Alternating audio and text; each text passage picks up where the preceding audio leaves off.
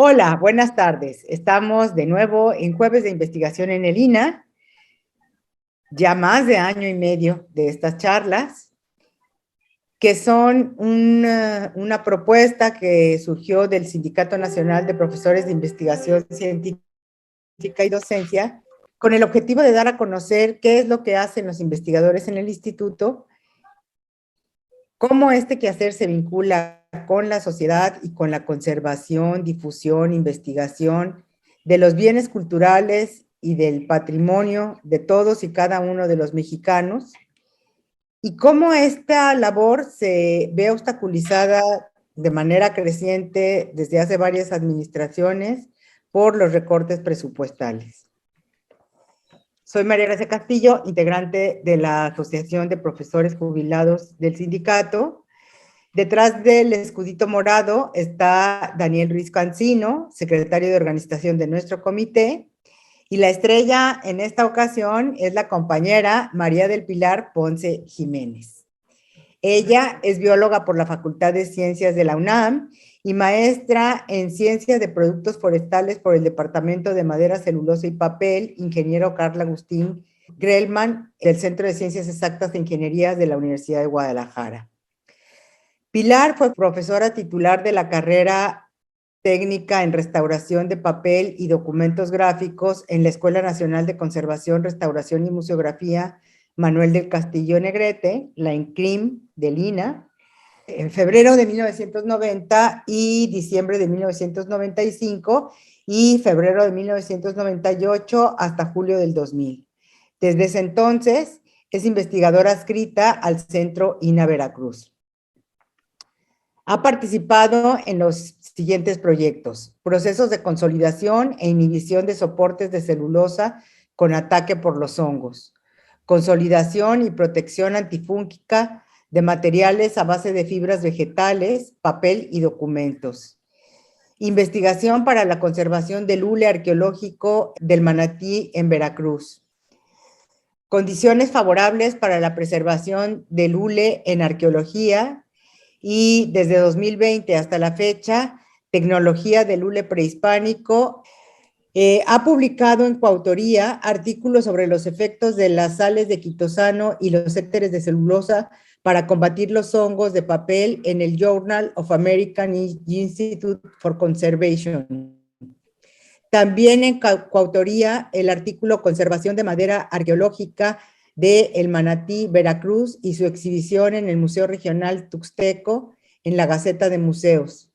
En coautoría también tiene el libro Patrimonio Arqueológico, Histórico y Cultural Veracruzano, Proyectos e Investigaciones Recientes en el Centro INA Veracruz. Pilar nos hablará sobre proyectos de investigación sobre conservación de hule arqueológico. Pilar, bienvenida, adelante. Gracias, María Gracia. Buenas tardes a todos. Bueno, soy María del Pilar Ponce Jiménez. Les voy a hacer una presentación. Bueno, de acuerdo a lo que comentaba María Gracia, yo estudié biología en la UNAM y después estudié la carrera técnica de restauración de papel en la ENCRIM y fui profesora de la licenciatura con la parte específica del seminario, el seminario sobre papel, sobre documentos. A partir del año 2000, yo me integré al Centro INA Veracruz y a partir de esa fecha empecé a desarrollar un trabajo sobre protección del papel contra el ataque de microorganismos. Sin embargo, en el Centro INA Veracruz, desde el año 1996, se hizo un asombroso descubrimiento. No, perdón, fue en 1988, el descubrimiento de la zona arqueológica del Manatí. Es en el municipio de Hidalgotitlán, Veracruz, y los responsables de este proyecto son María del Carmen Martínez Rodríguez, del Centro INA Veracruz, y el arqueólogo Ponciano Ortiz de la Universidad Veracruzana. Este sitio arqueológico es un sitio que fue utilizado como espacio sagrado durante varios siglos. Los datos indican que las primeras ofrendas se remontan al año 1600 a.C. Y cito textual: estamos ante la presencia de un substratum religioso y cultural que sentó las bases de las culturas posteriores. En este bagaje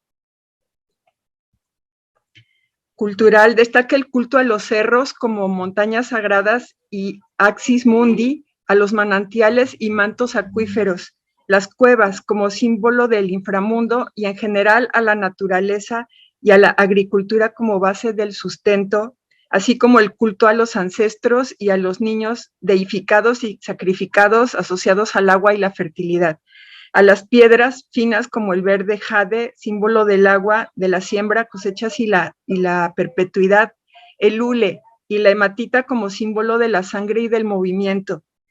Frutas y semillas debieron jugar igualmente un papel relevante en sus ceremonias, ofrendas y cultos efectuados para perpetuar la especie y guardar el equilibrio de la humanidad. Elementos que fueron ejes conductores y cuya validez simbólica persiste hasta la actualidad. En el año 2000 apareció esta publicación, es la elaboración del hule en Mesoamérica por Michael Tarkanian y Dorothy Hosler del Instituto Tecnológico de Massachusetts. Ahí podemos ver la imagen de dos de las pelotas de hule. Desde el año 1988, que es el año del descubrimiento, el ingeniero Julio Chang y el restaurador César Correa de la Coordinación Nacional de Conservación del Patrimonio Cultural atendieron la problemática de restauración. Berta Peña realizó una descripción de las piezas. En 1989 se intervinieron algunas de estas realizando una limpieza mecánica y secado. Se lavaron con detergente, canasol y agua destilada y se les agregó un plastificante, polietilenglicol 400. Se unieron con resistol 6000 y se resanaron con tiras de lino.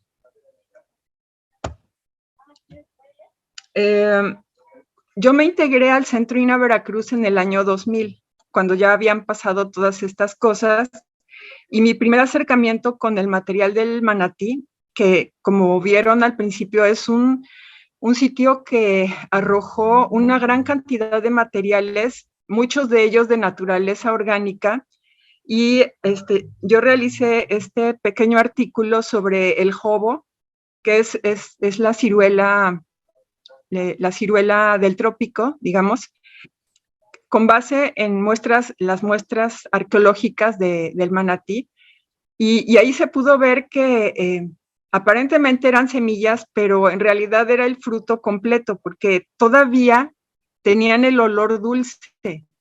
Entonces es una cosa increíble. Posteriormente también pude ver este material. Son los bustos de madera, que son bastante famosos y que han recorrido el mundo, pero estos fueron también restaurados en la Coordinación de Restauración, a base de una técnica muy especial con resina. En el caso del hule, bueno, aquí vemos otra imagen de Tarkanian, que es quien les mencionaba que hizo un trabajo, el de Tecnológico de Massachusetts. Estas fotografías son de las piezas de hule que están en mejor estado de conservación. Eran alrededor de 13 piezas, y esta es una selección de las que estaban en mejor estado de conservación. Cuando me enseñaron a mí estos materiales, bueno, desde que las extrajeron, algunas de ellas las guardaron en bolsas de plástico negro, como estas bolsas de basura grandes. La restauradora opinaba que se debían secar lentamente. En 2005 se encontraban ya casi secas. y se les añadió agua destilada y se envolvieron en plástico para que guardaran la humedad, porque los arqueólogos argumentaban que una pequeña pieza húmeda, que estaba guardada en un tupperware hermético y en refrigeración, parecía ser la que estaba mejor conservada. Y las demás piezas, que las otras piezas, o al menos tenía un aspecto más similar al que tenían las piezas en su contexto arqueológico. Aquí también podemos ver, esta pieza se había guardado en bloque, es decir, con el sedimento original, pero se secó completamente. Y su estado actual es así, o sea, es como una especie de madeja de estambre, pero está muy quebrado y quebradizo.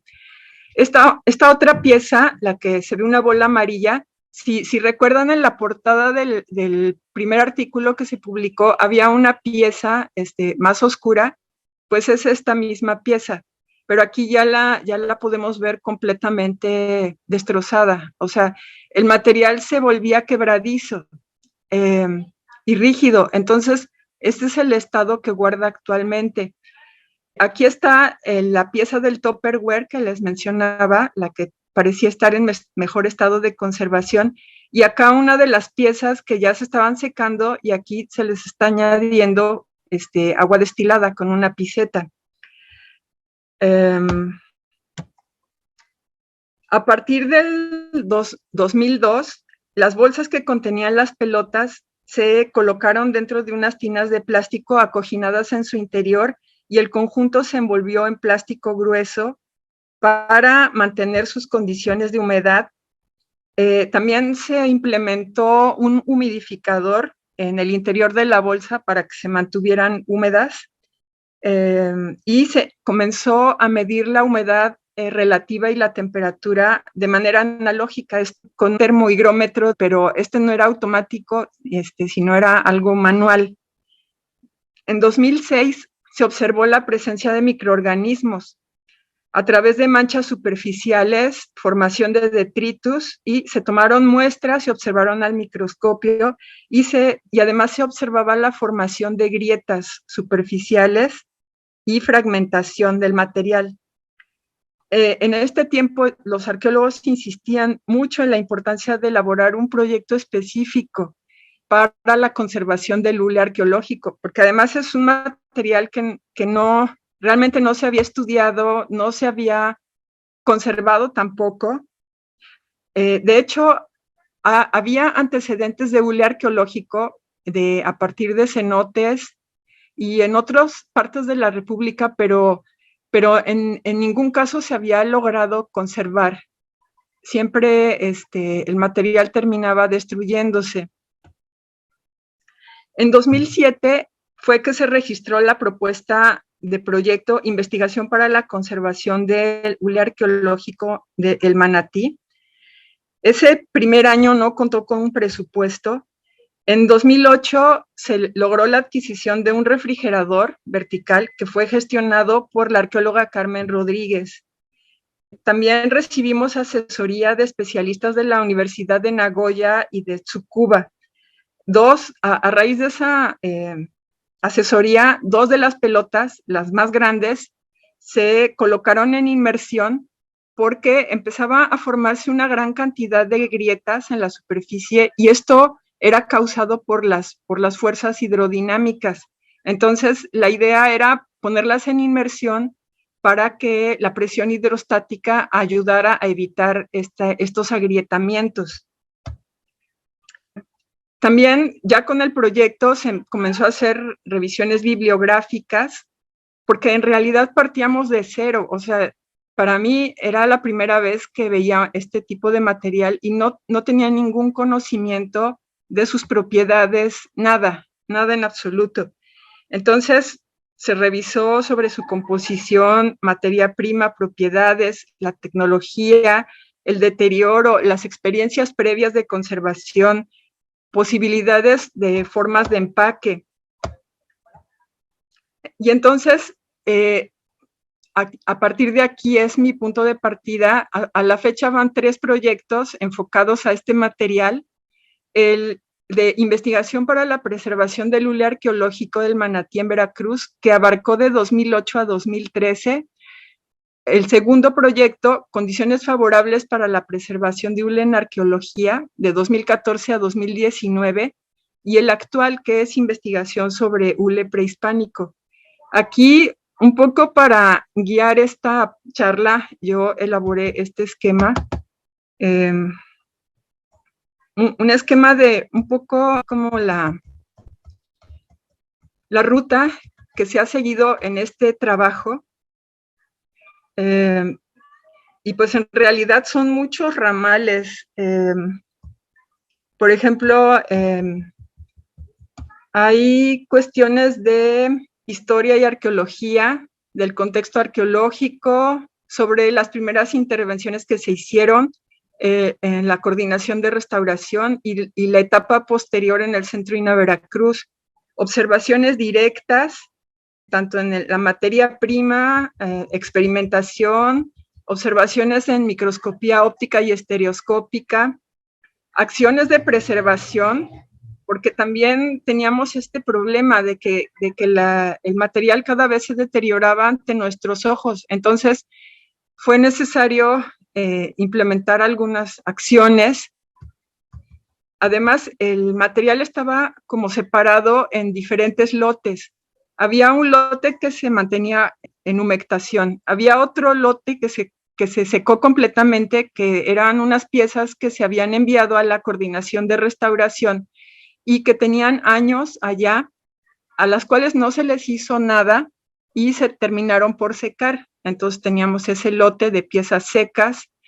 Teníamos otro pequeño lote, o más bien una pieza en refrigeración y ya 2 piezas en inmersión.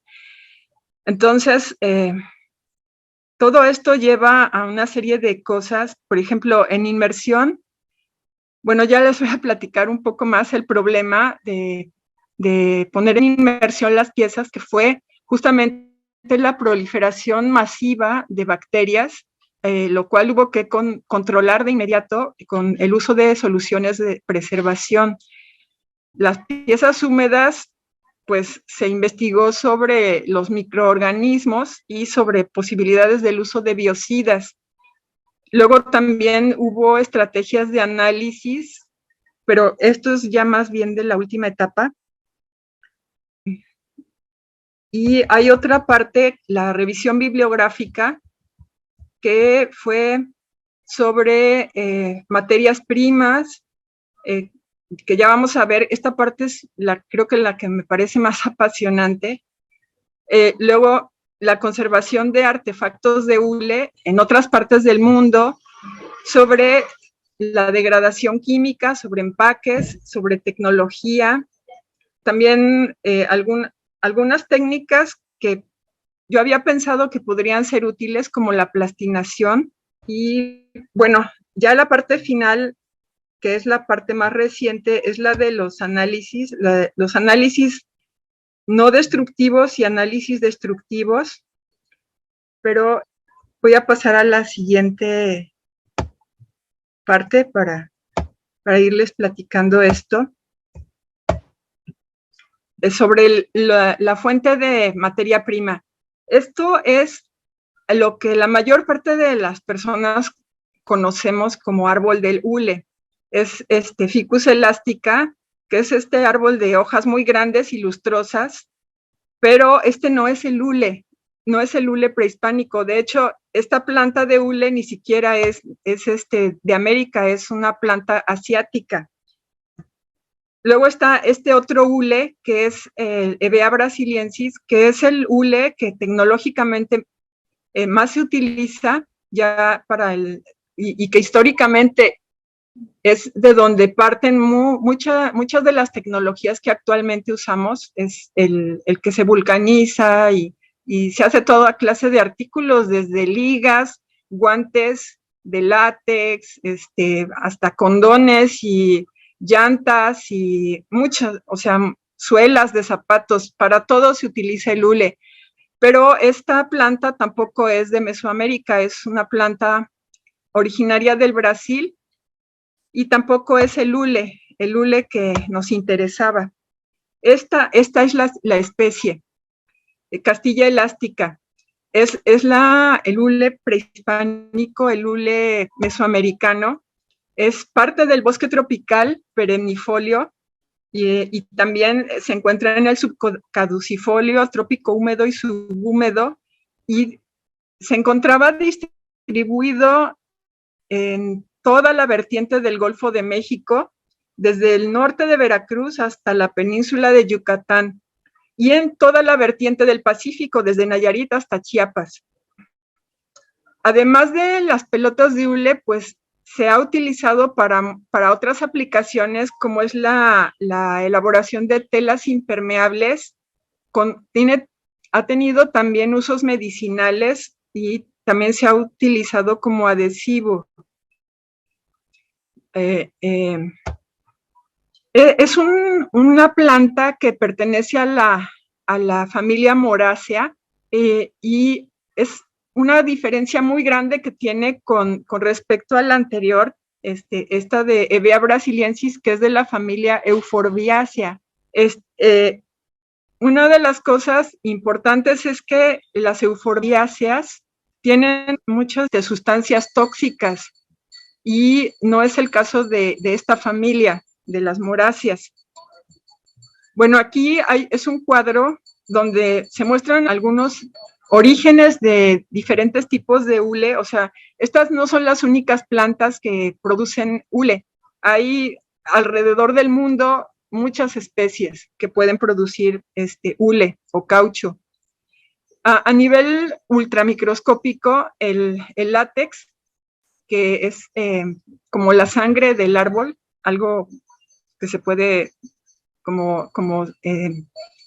decir que es algo similar, en su estructura tiene estos glóbulos que son de caucho, y según la especie de planta puede variar el tamaño y la composición de estos glóbulos. Con la investigación se buscó información y apoyo en muchos lugares. O sea, realmente pues echamos mano de lo que podíamos y además también prácticamente con muy pocos recursos.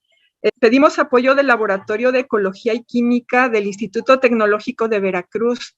Le pedimos ayuda al doctor Horacio Sandoval de la UAM Xochimilco, a la Coordinación Nacional de Restauración a través de la restauradora Luisa Mainou y del ingeniero químico Gerardo Villa del Laboratorio de Microscopía y del Laboratorio SINA, a la Unidad de Rayos X de la Facultad de Veterinaria de la Universidad Veracruzana, al Museo del Templo Mayor, al INIFAP, el Palmar. No había información sobre el deterioro por microorganismos en hule mesoamericano, aun cuando era evidente que el mismo hule brasileño, que es el que más se utiliza y el que más se ha estudiado, era propenso al desarrollo de hongos en su superficie, y resultaba sorprendente que las pelotas de hule del manatí se hubieran conservado íntegras y sin alteración por hongos o bacterias en su contexto arqueológico, al menos en apariencia. Al momento de la excavación se tomó cuidado de añadirles un biocida, el citricidín, esto de acuerdo a los reportes. Sin embargo, las pelotas de todas formas presentaron ataque por microorganismo debido al prolongado tiempo que se mantuvieron húmedas y en contacto con el aire del ambiente, aunque estuvieran protegidas en bolsas de plástico. Y se observaba que con la pérdida de humedad agravaba el agrietamiento superficial de las piezas y se luchaba contra esto añadiéndoles agua periódicamente. Luego las preocupaciones se centraron en controlar el medio ambiente, sobre todo la temperatura. Nunca hemos contado con las condiciones idóneas, ni con el espacio, ni con el equipamiento. Trabajamos con lo que teníamos a la mano, iniciamos un registro de las condiciones microclimáticas dentro del taller de conservación. También se tomaron muestras para inocular en medio de cultivo y se aislaron colonias de microorganismos, entre ellos bacterias gram positivas, hongos y actinomicetos. Por cierto, el citricidín no es efectivo contra esta clase de microorganismos. se hizo un diagnóstico del deterioro y algunas propuestas para su conservación. Esto se publicó en la revista Olin, que es el órgano de difusión del Centro INAH Veracruz, en el año 2012. Esta es básicamente la propuesta de conservación, o sea, colocar las piezas en un refrigerador vertical dentro de empaques individuales cerrados con absorbentes de oxígeno, con indicadores de oxígeno, con indicadores de humedad. Y bueno, básicamente esta era en teoría la propuesta. Bueno, estas son algunas imágenes de microscopía electrónica de barrido que se hicieron en los laboratorios académicos de INAH con el apoyo de la restauradora Luisa Mainou Castro y Gerardo Villa Sánchez. En esto no se alcanza a distinguir muy bien, pero se hicieron pruebas con diferentes consolidantes para ver si se podría como detener el agrietamiento, como rellenar esas grietas.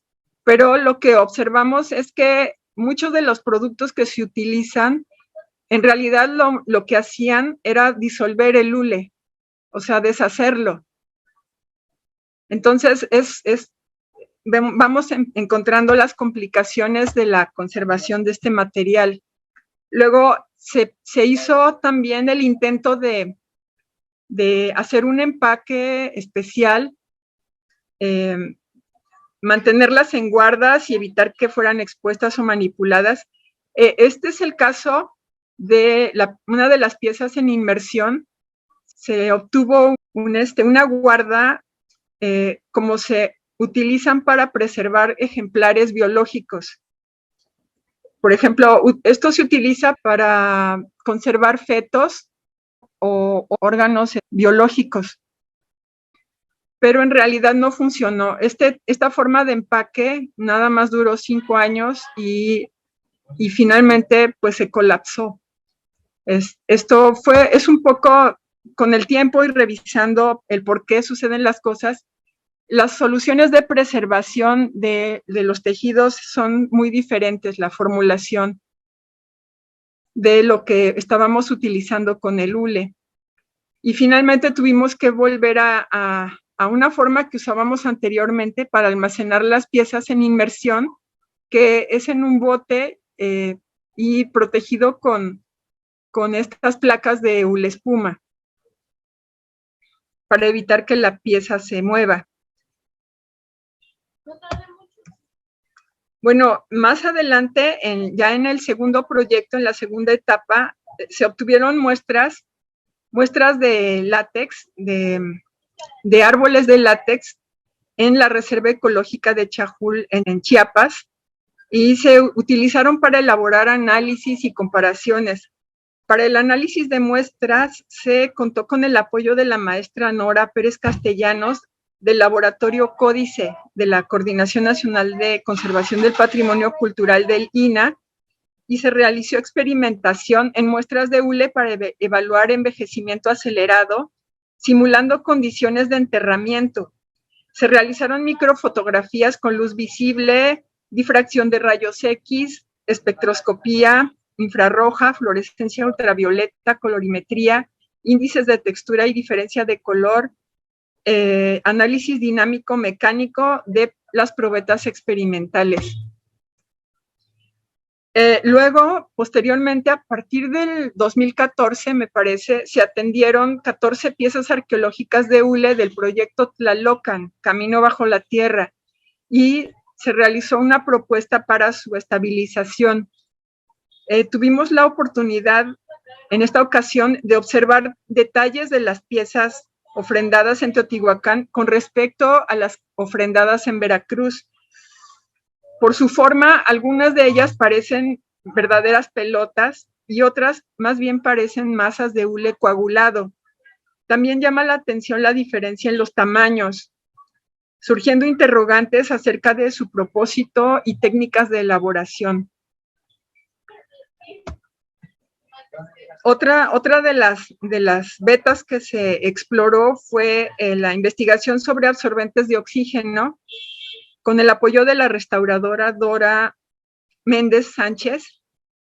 Elaboramos empaques de anoxia para las 13 piezas de Teotihuacán y se inició también su monitoreo microclimático, pero esta vez sí con data loggers, y se continuó dando seguimiento a las piezas del manatí. Al final de este periodo, se puede decir que empezamos finalmente a profundizar en el conocimiento sobre el comportamiento, deterioro y condiciones necesarias para la preservación de este material. Aquí en el libro del Patrimonio Arqueológico, Histórico y Cultural Veracruzano, Proyectos e Investigaciones Recientes en el Centro INA Veracruz, se publicó un artículo que se llama Anoxia pasiva y su potencial en la conservación de materiales sensibles al oxígeno, como en este caso es el hule. Bueno, aquí está un ejemplo del seguimiento microclimático de las piezas de hule. Registramos la temperatura en rojo, la humedad relativa en azul y la temperatura de rocío en verde. Esto a lo largo de todo el año y de manera continua. Bueno, luego, desde el principio, como vimos en la portada del primer artículo que salió, se decía que el hule olmeca estaba prevulcanizado o que era como una etapa previa a la vulcanización. Esa hipótesis pues todavía realmente no se ha comprobado de ninguna manera. Aquí podemos ver en estas imágenes de moléculas la diferencia entre un hule no vulcanizado y el vulcanizado, que establece estos enlaces que son muy fuertes, que son puentes de azufre. Y acá en el cuadro más pequeño observamos lo que sería un modelo tridimensional de cómo sería a nivel molecular el hule. El hule es como una especie de resina y bueno, su principal característica es que es elástico. Bueno, ya sobre la parte actual, investigación sobre el hule prehispánico, empezamos con establecer un primer seminario sobre hule prehispánico y esto se hizo de manera interdisciplinaria e interinstitucional. Se colectó látex de Castilla Elástica en el municipio de Acayucan, Veracruz. Contamos con el laboratorio de análisis de LANSIC del Instituto de Química de la UNAM. Participa también en esto la doctora Emily Carrión Blaine. Hay un proyecto PAPIT que se llama Fabricación de la pelota de hule del juego de cadera mesoamericano, recuperación de las técnicas a partir de su caracterización material. Ahora, este proyecto del Centro INA Veracruz está coadyuvando con este otro proyecto de la UNAM. Ya se avanzó con las pruebas no destructivas en el Centro INA Veracruz. A partir del 2020 se hizo un recorte presupuestal, que de por sí ya venían los recortes presupuestales, pero finalmente el proyecto quedó sin recursos para el año 2020. Inició la pandemia de COVID, tratábamos de avanzar con reuniones virtuales, se hizo una de ellas el 30 de junio de 2020. En 2021 se elaboró el protocolo de toma de muestras ante el Consejo de Arqueología, ya está aprobada esta toma de muestras, y en eso es en lo que vamos. Este es el laboratorio LANSIC de la UNAM, del Instituto de Química. Estos laboratorios agrupan a varias instituciones de la UNAM y básicamente el laboratorio apoya en la investigación de la conservación de diferentes tipos de materiales. Y bueno, los pendientes. Nos queda pendiente realizar el muestreo en 2 piezas del manatí. para realizar los análisis físicos y químicos de las muestras y ver si es posible identificar su técnica de manufactura. Esto es determinar pues si están realmente en una etapa de prevulcanización o no, o que realmente cuál es el tipo de transformación tecnológica que se hizo en la época prehispánica para darles mayor tenacidad y elasticidad a las piezas que se utilizaban en el juego de pelota. Ese es el interés central. Pues sabemos que el hule, las pelotas de hule, el juego de pelota, pues es un muy importante factor de identidad de toda Mesoamérica. Luego, otro de los pendientes es continuar con el seguimiento de las piezas de hule de Teotihuacán, que están en proceso de estabilización, y elaborar protocolos de análisis y comparación, y elaborar una propuesta de diseño para la elaboración de guardas especiales para la conservación a largo plazo de las bolas de hule. En realidad, ya sabemos que el hule es muy, muy difícil que se conserve indefinidamente. El hule no es como la cerámica o como la piedra o como el hueso. Es un material demasiado inestable que en realidad tiene los días contados, pero el propósito es hacer lo más lento posible su deterioro y permitir que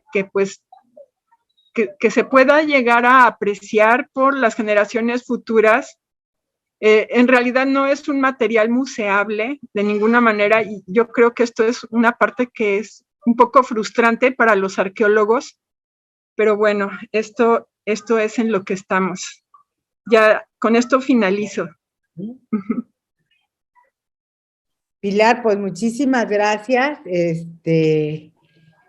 Pues porque sí, es otra visión que nos das nueva de que creo que no habíamos tratado poco en estas charlas acerca de todo este trabajo directo de conservación de las piezas, y en este caso, pues de algo que pocos nos imaginamos que exista, y que es el asunto de las bolas de hule, ¿no? O sea, como que tenemos la idea de que lo arqueológico generalmente está relacionado con la tierra, con materiales de tierra, y pues en este caso, si bien es material natural, pues tiene otra serie de características. Y bueno, solo preguntarte cómo es la situación actual financiera, si sí tienen apoyo, porque por lo que nos platicas, pues ha sido un trabajo no solo interdisciplinario, sino interinstitucional, ¿no? En donde se han relacionado varias instituciones.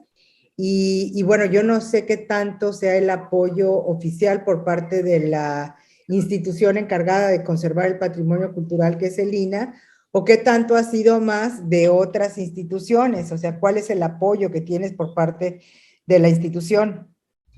Sí, pues bueno, en realidad, otro de los problemas que hemos tenido en particular en el Centro INAH Veracruz es que hemos tenido demasiados directores. Prácticamente nosotros cambiamos de director cada año, casi. Entonces, ha habido diferentes posturas, ha habido casos en los que no se le da apoyo al proyecto, otras veces en las que me llegó a decir alguno de los directores que yo buscara por terceros el presupuesto para este proyecto. Actualmente hay apoyo desde el punto de vista institucional, o sea, digamos, la plataforma institucional, pero no la parte de recursos. Muchas veces los recursos también, digamos que desde que comenzaron estos proyectos, al principio se contaba con un presupuesto que fue disminuyendo, pero además muchas veces no se recibía íntegro, sino solo parcialmente. Y bueno, desde el punto de vista de otras instituciones, sobre todo la UNAM, yo creo que es un apoyo muy fuerte. Por fortuna, ahorita pues contamos con esta participación de LANSIC a través del Instituto de Química, pero también del Instituto de Investigaciones Estéticas, con el caso de la maestra Emily Carreón Blaine, y de Nora Pérez Castellanos, diversos compañeros también. O sea, yo creo que este tipo de trabajos por fuerza tienen que ser interdisciplinarios y por fuerza también tienen que ser interdisciplinarios e interinstitucionales. También desde el punto de vista asesorías a nivel internacional, pues de los investigadores de Japón, también de un investigador de Canadá. O sea, yo pienso que en estas cosas es importante que más gente se involucre. Yo pienso que la investigación en conservación tiene que tener una gran apertura y yo pienso que son bienvenidas todas las visiones y todos los esfuerzos. Entre más gente se sume a, en este caso particular, a saber más del hule, y era un poco el propósito con el seminario sobre hule arqueológico, el reunir todas las experiencias que se han tenido, porque esa parte es muy importante. El proyecto ha llevado mucho tiempo, o sea, empezamos desde el 2008 hasta la fecha. Aparentemente es demasiado tiempo, pero justamente porque la institución no tiene ese apoyo tan fuerte y conciso, estas investigaciones avanzan despacito, muy despacito. Lo importante pues es continuar con el propósito, con el compromiso de seguir adelante hasta donde se pueda. Y pues el conocimiento se construye, ¿no? De a pedacitos.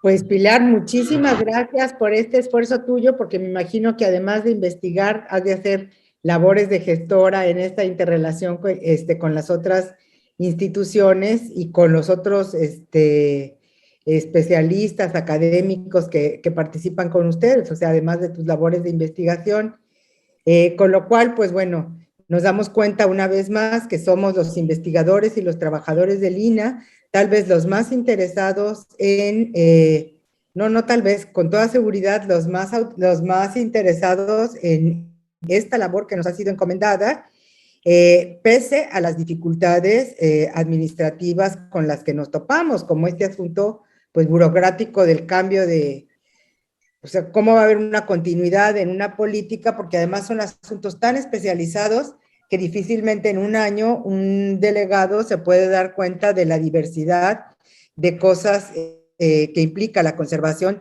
e investigación de los bienes culturales, sobre todo cuando nos topamos con delegados que no son investigadores, o que aunque hayan estudiado una carrera relacionada con las materias que nos atañen, nunca la pusieron en práctica, luego que no conocen las leyes que nos atañen, en fin. Pues Pilar, no me queda más que agradecerte por tu participación y por tu labor en el cuidado que tienes de los bienes culturales de todos y cada uno de los mexicanos. Y si quieres agregar algo. No, agradecerte de verdad la oportunidad y sobre todo también la insistencia, porque ya ves que era un poco reacia a dar a conocer, porque no sabía por dónde empezar, pero muchas gracias, de verdad. Si no fuera por ti, no estaría presentando este trabajo. No, esto es labor colectiva, es una labor que surge de un pleno o una asamblea, no me acuerdo qué fue, pero que el comité ha estado respaldando y que aunque yo soy la que doy la cara, es una labor colectiva de todos y de todos los investigadores que estamos empeñados en eso, los que están en activo, los que estuvimos, pero seguimos interesados. Así es. Y bueno, pues me despido y nos despedimos y los esperamos en el próximo jueves de investigación en el INAH, en donde se darán a conocer nuevas e interesantes investigaciones que realizan los compañeros investigadores. Hasta luego.